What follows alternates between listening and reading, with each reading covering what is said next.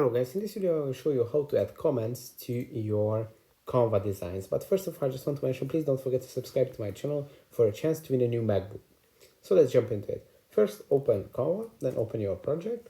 And if you want to leave comments for your team members or anyone that you are working on a project, you just have to tap on the top right corner on this little comment icon with the comment bubble with the plus. You just tap on it and you can type in anything, any comment.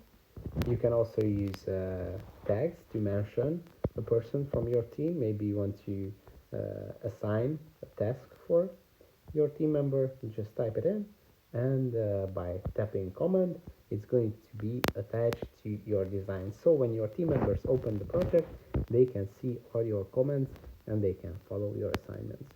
That's it for this video. I hope it was helpful for you. If it was, please consider subscribing and see you in the next one. Bye.